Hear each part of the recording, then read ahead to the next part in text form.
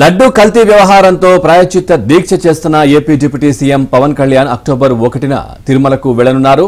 అలిపిరి మెట్ల మార్గం ద్వారా తిరుమలకు వెళ్లనున్న పవన్ అక్టోబర్ 2న శ్రీ వెంకటేశ్వర స్వామిని దర్శించుకోనున్నారు.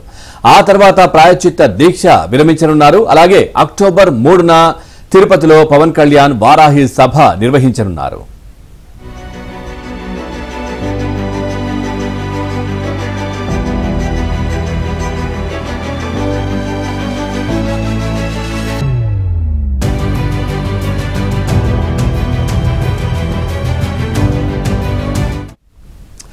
చూస్తున్నాం. లడ్డూ కల్తీ వ్యవహారంతో ప్రాయశ్చిత్త దీక్ష చేస్తున్న AP deputy CM Pawan Kalyan October 1న తిరుమలకు వెళ్లనున్నారు. అలిపిరి మెట్ల మార్గం ద్వారా తిరుమలకు వెళ్లనున్న పవన్ అక్టోబర్ 2న శ్రీ వెంకటేశ్వర స్వామిని దర్శించుకోనున్నారు. ఆ తర్వాత ప్రాయశ్చిత్త దీక్ష విరమించనున్నారు. అలాగే అక్టోబర్ 3న తిరుపతిలో పవన్ కళ్యాణ్ వారాహి సభ నిర్వహించనున్నారు.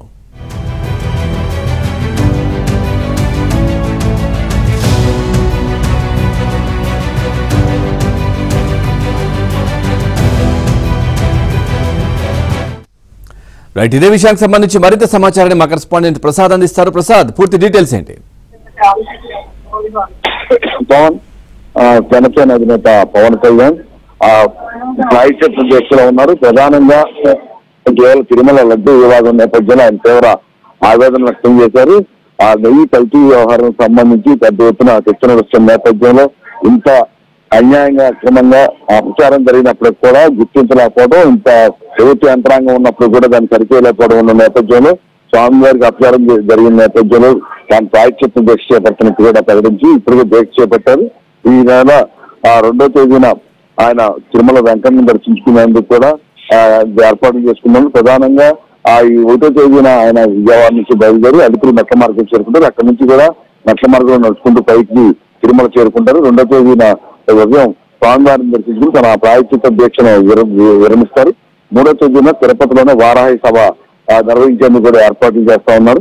ప్రధానంగా ఈ రద్దీ వ్యవహారం సంబంధించి ఆయన ఇప్పటికే చాలా తీవ్ర మనోవేదన వ్యక్తం చేస్తా ఉన్న పరిస్థితి కనిపిస్తా ఉంది.